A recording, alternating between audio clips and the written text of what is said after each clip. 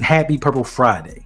Welcome to being another day closer to the legal tampering period and the start of the new league year in the NFL.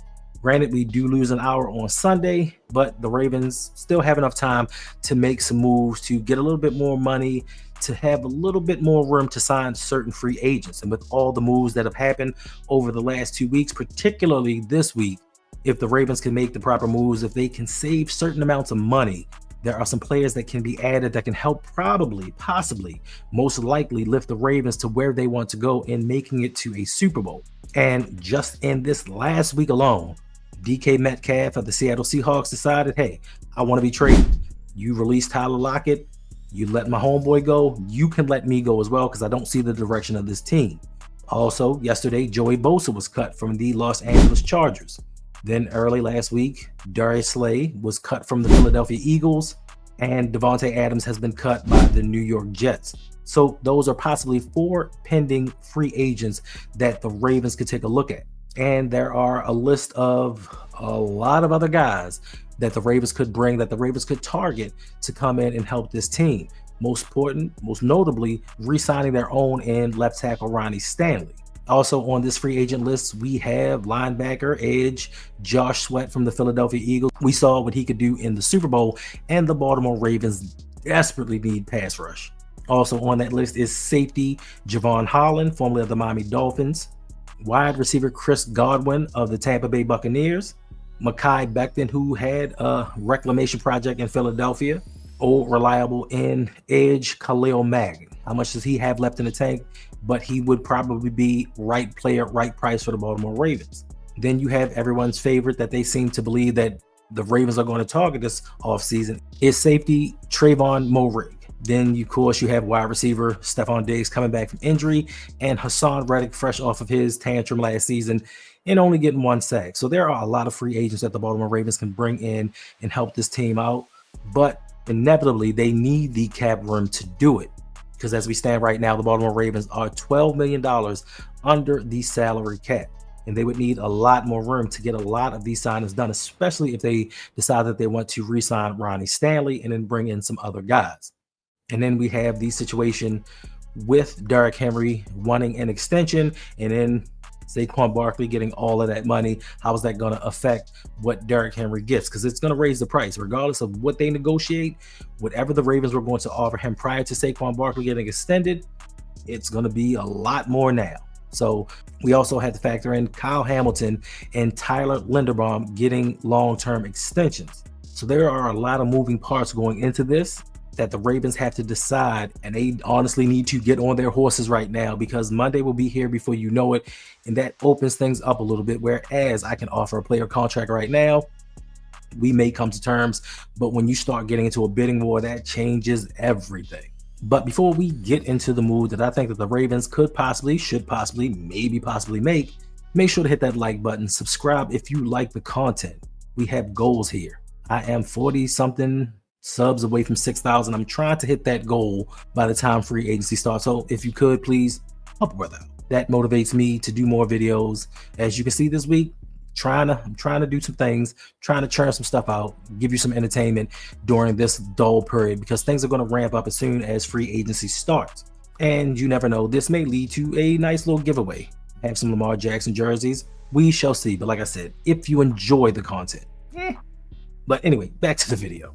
So the one move that I think that the Ravens could just actually make to help alleviate some of this cap room would be releasing Mark Andrews. Now, I know that this is a big debate in the Ravens community, and at the time we were all a prisoner of the moment, especially after losing in the divisional round to the Buffalo Bills. At that time, with what went on in Mark Andrews' transgressions, everybody was like, get him out of here. He's got to go. But now that we had some time to let cooler heads prevail, what do you guys think? Do you think that we should let him go? Do you think that we should keep him around because he is one of the Baltimore Ravens all-time greats?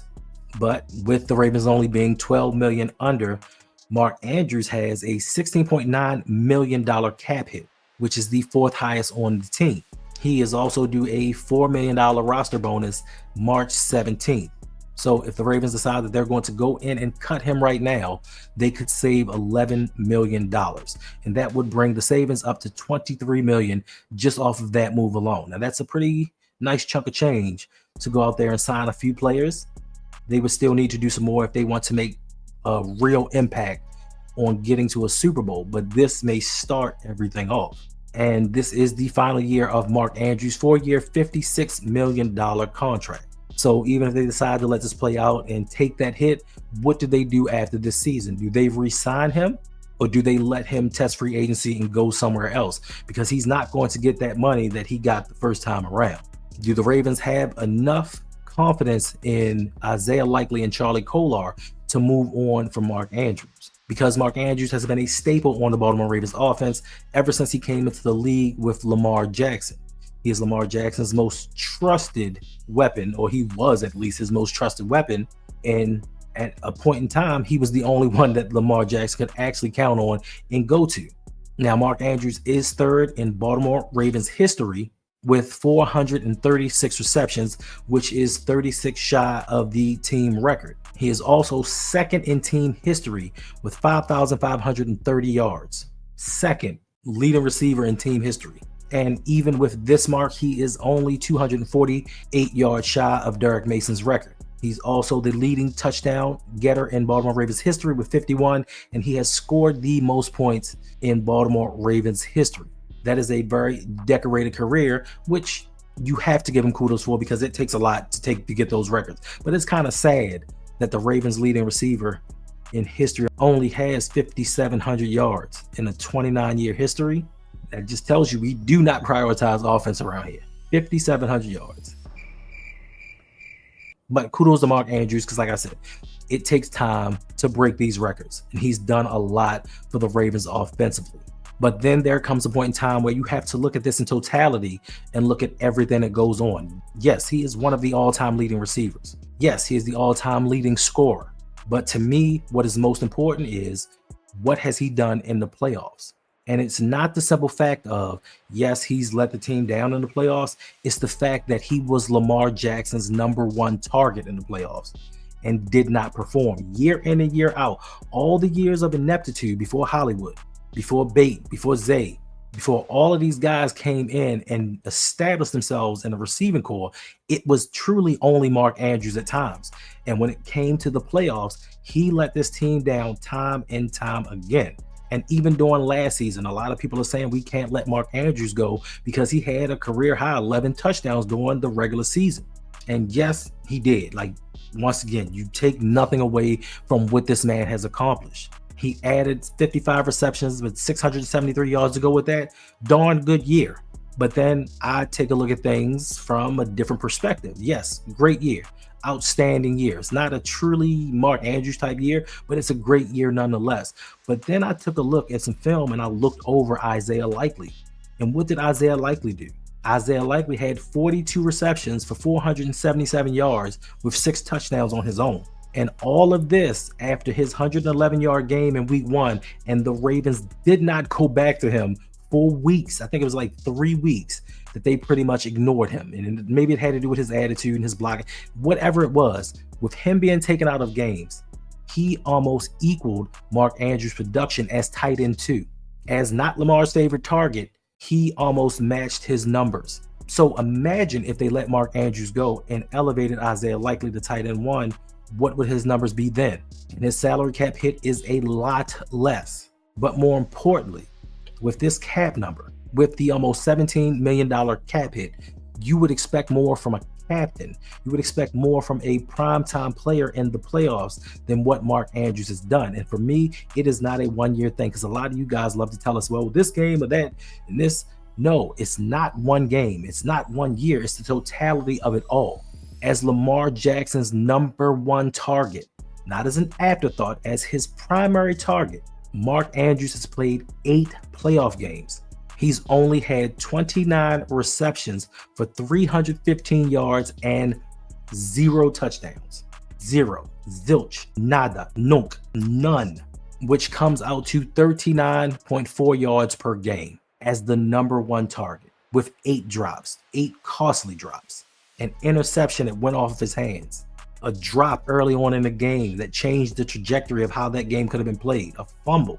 This is your number one target with the fourth highest cap hit on the team. So I would expect more from him. But we've seen year in and year out when it comes to the postseason, he's nowhere to be found. And in contrast, Isaiah Likely in 3 playoff games has 11 receptions, 176 yards, and 2 touchdowns. He showed up when he was needed most. And as the secondary tight end, that's 35.2 yards per game. So you got 39.4 as the primary target and 35.2 as the second or third or fourth option. Make that make sense. You got to make the money make sense. You have to make the money and make the production make sense. The Ravens are not getting ROI, which is a return on investment, when it comes to the $16 million cap hit and how it correlates to play in the playoffs. I could not care less what you do in the regular season, but kudos to all the amazing things Mark Andrews has done in his career. But when it comes crunch time, when it comes to the playoffs, he either shrinks or he disappears. And to me, I'll take that $11 million cap savings any day, because I can take Joe Smo and get 0 touchdowns out of him for a lot less money. So the Ravens have a decision to make: bring in more talent or stay with what you know. You know he's going to ball out and do some things during the regular season. And people say, well, you know, we couldn't have made it to the playoffs without Mark Andrews. Why could we not have? We have Lamar Jackson. You don't think that those 600 yards and 11 touchdowns wouldn't have went to somebody else? We have Lamar Jackson. So don't tell me we wouldn't have made it without Mark Andrews. I can guarantee you we can lose playoff games without Mark Andrews. I guarantee you that one, 100%. So the Ravens have a lot of decisions to make. Eric DeCosta, I don't envy you, but you have to make some moves. You have to decide what you want to do. Do you want to keep your left tackle? Do you want to keep this tight end, or move on to the younger guys who have been more productive when it mattered most? And that's all I'm saying.